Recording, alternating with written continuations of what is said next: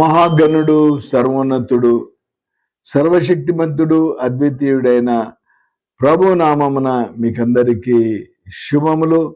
ఈ గొప్ప దేవుడు, అద్వితీయ దేవుడు మనల్నందరినీ ఆస్వాదించి దీవించునుగాక. సియోను మందిర ఆధ్వర్యంలో వెలువడుచున్న క్లుప్త సందేశాలకు మరి ఒకసారి మిమ్మల్ని ఆహ్వానిస్తున్నాం. ప్రతి మంగళవారం ఉదయము 6:30 గంటల నుంచి ఒక 10 నిమిషాలు 15 నిమిషాలు క్లుప్త సందేశాలు వస్తూ ఉన్నాయి. మీకు సమయం తీసుకొని వినడమును బట్టి మనకు విశ్వాసం కలుగుతుంది. విశ్వాసమున కర్త అయిన దాన్ని కొనసాగించు ప్రభు వైపు మనం చూడడమును బట్టి ఆశీర్వాదం కలుగుతుంది అన్న విషయాన్ని కూడా నేను మీ మధ్యకు తీసుకొని వస్తూ ఉంటున్నా. బైబిల్లో అద్భుతమైన మాట, పరసంబంధమైన వాక్కు నేను మీకు జ్ఞాపకం చేస్తా ఉన్నాను.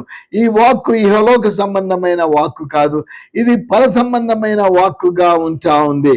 మత్తయి సువార్త 17వ అధ్యాయంలో ఒకవేళ మనం అక్కడ బైబిల్లో మనము చూసుకుంటా వెళ్తే ఈయన మాట 5వ వచనం 17వ అధ్యాయం మత్తయి సువార్త 5వ వచనములో ఈ విధంగా ఉంది.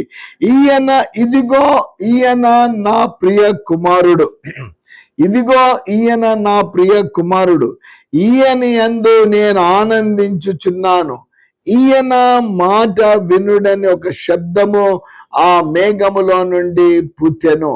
కాబట్టి ప్రియ ప్రేక్షకులు, ఎందుకు మీ యూట్యూబ్ ఓపెన్ చేశారో నాకు తెలియదు, దేని గురించి ఓపెన్ చేశారో తెలియదు. వాళ్ళు ఇది విందామని ఓపెన్ చేసింటే ప్రభుకు స్తోత్రాలు. ఏదో చూస్తూ ఇది వచ్చింది కదా అనుకుంటా ఉంటే ఒక 10 నిమిషాలు మీరు కేటాయించగలిగితే ఈ మాటలు మీరు వినడమును బట్టి ఆశీర్వాదం కలుగుతుందన్న విషయాన్ని నేను మీకు జ్ఞాపకము చేస్తా ఉన్నాను. ఆనాడు ఆ కొండ మీదికి ఆ ప్రభు వారిని శిష్యులను తన వెంట తీసుకొని పేతురు, యోహాను, యాకోబులను తీసుకొని వెళ్ళారు.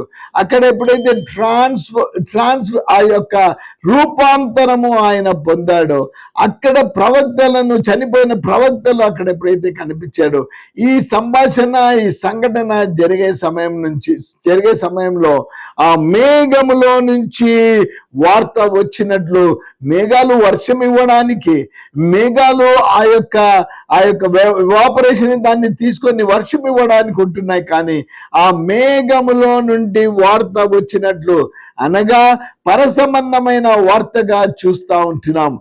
ఈ వార్త నీవు ఒకవేళ వింటే, ఆయన ప్రభు అంటా ఉన్నాడు, నా మాట విని ఆ విధంగా జరిగించే వారికి నేను సమస్తాన్ని దయచేయగలిగిన శక్తిమంతుడని ప్రభు పలుకుతున్న వాక్కులు మనకు కనిపిస్తూ ఉంటున్నాయి.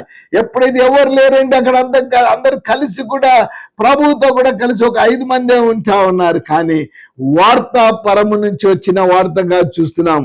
అతడు ఇంకనూ మాట్లాడుచుండగా ఇక్కడ పేతురు మాట్లాడుతూ ఉన్నాడు, ఇక్కడ బాగున్నది, ఇక్కడ పర్ణశాలలు కడదాము, గృహాలు కడదాము అంటున్నప్పుడు అతడు ఇంకనూ మాట్లాడుచుండగా ఇదిగో ప్రకాశమైన మేఘము వారిని కమ్ముకొనెను. ఇదిగో ఈయన నా ప్రియ కుమారుడు. త్రిత్వమైన దేవుడు, పరమందుంటున్న దేవుడు తన కుమారుని గురించి పలుకుతున్న మాటలు. అప్పటికే యేసు ప్రభు ఈ లోకంలో నరుడుగా, ఆయన నరరూపము దాల్చి నరుడుగా జీవిస్తా ఉన్నాడు. అతన్ని గురించి పరమ తండ్రి పలుకుతున్న మాట, నా ప్రియ కుమారుడు, ఈయన యందు నేను ఆనందించుచున్నాను, ఈయన మాట వినుడని ఈ మాట వినుడని ఒక శబ్దము ఆ మేఘములో నుండి పుట్టెను. ఈ యొక్క 5-7 నిమిషాల్లో ఎందుకు ఈయన మాట వినాలి? చాలా మంది మనకు అనేకమైన విషయాలు చెప్తా ఉంటారు, కొన్ని మనం ఆ విధంగా పాటిస్తాం. వీరి మాట ఎందుకు వినాలే, వీరు ఏం ఊరికే మాటలు మాట్లాడేవారులే అని చాలాసార్లు మన మధ్య మనము కొన్నిసార్లు ప్రశ్నలు వేసుకుంటా ఉంటాం. ఎందుకు ఈయన మాటనే వినాలి, ఎందుకు వేరే వాళ్ళ మాటలు వినకూడదు? పరిశుద్ధ దినమందు దేవుని ఆలయంలో. అందుకే అప్పుడు చెప్తా ఉంటాను, ఈ మాట వినుడి అంటే మీరు పరిశుద్ధుడైన దేవుని యొక్క మాటలు. అక్కడ ఆ యొక్క పులుపు మీద ఎవరు నిలబడి మాట్లాడినా దేవుని మాటలు మాట్లాడతారు. ఆనాడు ఆ మేఘములో నుంచి ఈయన మాట వినుడి. ఎందుకు ఈయన మాటనే వినాలి? నంబర్ 1, ఆయన పరమందుంటున్న దేవుడు. నంబర్ 2, ఆయన మాట్లాడే దేవుడు. నంబర్ 3, ఆయన మాటలో శక్తి ఉంటా ఉంది, ఆయన మాటలో ప్రభావం ఉంటా ఉంది, ఆయన మాటలో రోగులకు స్వస్థత ఉంటా ఉంది, ఆయన మాటలో మరి అవసరతలు తీర్చబడతాయి, ఆయన మాట ద్వారా కార్యాలు సఫలమవుతాయి. ఆయన మాట వినుట ద్వారా ఈ భూమి మీద, శాశ్వతమైన భూమి మీద ఉన్న నీకు నాకు పరమందుంటున్న దేవునితో సహవాసం దొరుకుతుంది, పరమందుంటున్న స్వాస్యము దొరుకుతుంది. అది దొరకాలి అంటే నీ పేరు ఆ యొక్క గొర్రెపిల్ల జీవ గ్రంథంలో లిఖితము, నీ పేరున్న వారే అక్కడికి అర్హత కలిగిన వారుగా ఉంటా ఉన్నారు. ఎప్పుడైనా ఆయన మాట విన్నావా? ఈయన లోకరక్షకుడు అన్న మాట విన్నావా? ఈయన సజీవుడు అన్న మాట విన్నావా? ఈయన మరణమును జయించి తిరిగి లేచి పునరుద్ధానుడైన దేవుడు, ఆయన ఆరోహణమైన దేవుడు అన్న మాట నీవు విన్నావా? అన్నాడు దేవుడు తన కుమారుని గురించి ఆయన పలికిన మాట, ఈయన మాట వినుడి. అందుకే 2000 సంవత్సరాల క్రితం యేసుక్రీస్తు ప్రభు ఈ లోకంలో నరవతారిగా జీవించినప్పుడు ఆయన పలికిన మాట, యోహాను సువార్త 14వ అధ్యాయం 6వ వచనంలో ఆయనే పలికిన మాట, నేనే మార్గం, నేనే సత్యం, నేనే జీవమును అని తనను గురించి ప్రభు పలికిన మాట మనకు కనిపిస్తుంది. నా ద్వారానే తప్ప ఎవడునూ తండ్రి వద్దకు చేరలేడు. ప్రియా ప్రేక్షకులు, ఆయన మాట ఎందుకు వినాలంటే ఆయన సత్యవంతుడైన దేవుడు, ఆయన పాపము చేయని దేవుడు. ఎందుకు ఆయన మాట వినాలంటే మానవుని కొరకు పరమును విడిచిన దేవుడు, మానవాళి కొరకు ఈ లోకానికి వచ్చిన దేవుడు, మానవాళి జీవితంలో ఉండే అవసరతలను తీర్చిన దేవుడు. ఎందుకు ఆయన మాట వినాలి అంటే పాప పరిహారం పొందడానికి ఆయన మాట వినాలి. ఈ లోకంలో జీవిస్తున్న ప్రతి ఒక్కరము మనం ఏదో విధానంలో పాపానికి గురై, పాపం వల్ల వచ్చి జీతం అంట మరణము, అయితే దేవుని కృపావరము నిత్య జీవం. పాపము నుంచి మరణము వస్తుంది కాబట్టి మరణము తప్పించబడాలి అంటే ఆయన మాట నీవు నేను వినాలి. అనేకమైన ఆత్మీయ మాటలు ఆయన వినిపించాడు. రండి ప్రయాసపడి భారము మోయుచున్న సమస్త జనులారా నా యొద్దకు రండి, నేను విశ్రాంతిని ఇస్తాను. ఆయన మాట విని, ఆయన మాట ఇచ్చి నెరవేర్చే దేవుడు. ఎందుకు ఆయన మాట వినాలి అంటే ఆయన మాట ఇచ్చి నెరవేర్చే దేవుడిగా ఉంటా ఉన్నాడు. అందుకే ఆయనే పలికాడు ఇర్మియా గ్రంథంలో, నాకు మొరపెట్టుము, నేను గూఢమైన విషయాలు నీకు తెలియచేస్తా. ఎప్పుడైనా విన్నావా ఈయన మాట? ఈయన స్వరాన్ని విన్నావా? ఈయన మాటలు విన్నావా? ఈ గొప్ప దేవుడు పలికిన వాక్కులలో ఆ శక్తి ఉంటా ఉంది, ఆయన వాక్కులలో ప్రభావం ఉంటా ఉంది.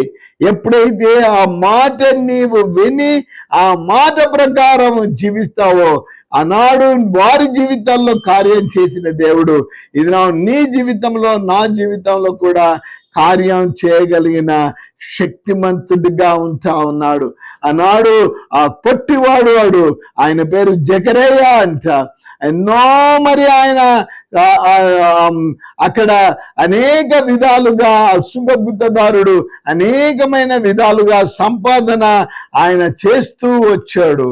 కానీ మొదట ఈయన ఎవడో చూడగోరెను అని బైబిల్లో ఉంటా ఉంది. ఆయన చూడాలనుకున్న జక్కయ్య పొట్టివాడు గనుక ఆ యొక్క యేసును చూడడానికి, ఆయన మాటలు వినడానికి ఆ మేడి చెట్టుకు అతడు ఎక్కినట్లు మనము చూస్తా ఉంటున్నాం. ఆ మేడి చెట్టు ఎక్కిన ఆ యొక్క జక్కయ్య అక్కడ పైన కూర్చొని చూస్తా ఉంటే నరవదారిగా ఉన్న యేసు ఆ చెట్టు దగ్గరికి వచ్చి పైకి చూచి, జక్కయ్య దిగిరా, నేడు నీ ఇంటికి రక్షణ వచ్చింది. ప్రియా ప్రేక్షకులు, ఎందుకు ఆయన మాట వినాలి అంటే ఆయన నిన్ను నన్ను రక్షించే దేవుడిగా ఉంటున్నాడు, పాప విముక్తి కలగజేసే దేవుడుగా ఉంటున్నాడు. ఆయన అంటున్నాడే పరిశుద్ధుడని కనుక మీరు పరిశుద్ధంగా ఉండండి అంటున్నాడు. ఎప్పుడైతే ఆయన మాట వింటామో ఆ మాట ప్రకారము నీవు జీవిస్తావు. ఎప్పుడైతే ఆ చెట్టు మీద ఉన్న జక్కయ్య కిందికి చూస్తా ఉన్నాడో యేసు ప్రభు పైకి చూశాడని వాక్యం లూకా సువార్త 19వ అధ్యాయంలో ఉంటా ఉంది. జక్కయ్యను పిలిచాడు, ఆయన పిలిచాడు, చెప్పిన ప్రకారము ఆయన ఇంటికి వచ్చాడు. అంతేకాకుండా ఎప్పుడైతే ఆయన ఇంటికి వచ్చాడో ఆయన ఎంత గొప్ప దేవుడో జక్కయ్య తెలుసుకున్నాడు. యేసునందు విశ్వాసం ఉంచాడు. అన్యాయంగా సంపాదించినంత నేను తిరిగి ఇచ్చేస్తానని చెప్పి ఆ విధంగా చేశాడు. ఆయన మాట వినినందుకు జక్కయ్యకు పరలోకంలో స్థానం దొరికింది. ఆనాడు ఆ యొక్క సిలువ మీద వ్రేలాడే సమయంలో ఆ పక్కన ఉంటున్న ఒక దొంగ ఆయన మాటలు విని, సిలువ మీద యేసు పలికిన మాటలు విని, అయ్యా ఇదిగో నేనేది తప్పిదం చేశాను, నాకు శిక్ష ఉంటుంది, ఇదిగో నీ గురించిన మాట నేను విన్నాను, నీకు ఇష్టమైతే నీ రాజ్యముతో వచ్చినప్పుడు నన్ను జ్ఞాపకం చేసుకో అంటే ఆయన మాట విని ఆయన దగ్గర అడిగిన ఆ యొక్క దొంగకు ఆ క్షణములో పరలోకములో స్థానం దొరికినట్లు మనం వాక్యంలో చూస్తున్నాం. అనేకుల మాటలు విన్నావేమో, సంతోషం దొరకలేదు, ఆనందం దొరకలేదు, తృప్తి దొరకలేదు, ఇక నిరుత్సాహమే నీకు మిగిలిపోయింది అనుకుంటా ఉన్నావు. ఇక నా జీవితం ఎందుకు, నా జీవితం మీద ఆశ ఎందుకు పెట్టుకోవాలి అని విరక్తి చెందిన వ్యక్తిగా ఒకవేళ ఈ యొక్క క్లుప్త సందేశాన్ని వింటున్నావేమో, ఆనాడు ఆ మేఘంలో నుంచి పరిశుద్ధుడైన దేవుడు ఈయన మాట వినుడి అని చెప్పిన దేవుడు ఈయన మరొకసారి ఈ యొక్క శబ్ద తరంగాల ద్వారా ఈయన మాట వినుడి అని మనకు కూడా చెప్పే సమయంలో నీ పరిస్థితి ఎలా ఉందో నాకు తెలియదు, నీ కుటుంబ పరిస్థితి ఏముందో తెలియదు. గడిచిన వారం ఆ కుటుంబంలో కుమారుడు కుమార్తె వారు వివాహమైనాయి, కుటుంబాల నిరుత్సాహం అయింది.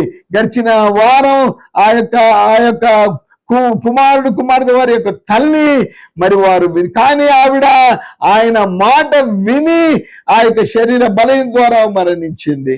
రాత్రి వార్త వింటా ఉన్నారు, వారి తండ్రి కూడా కాయలాగా ఉన్నాడు. రాత్రి నుంచి మేము ఎదురు చూస్తున్నాం ఏమైపోతుందో అని. కానీ ఆయన మాట విని వారు యేసు వైపు చూసినందుకు నిరీక్షణ వారు పొందారు.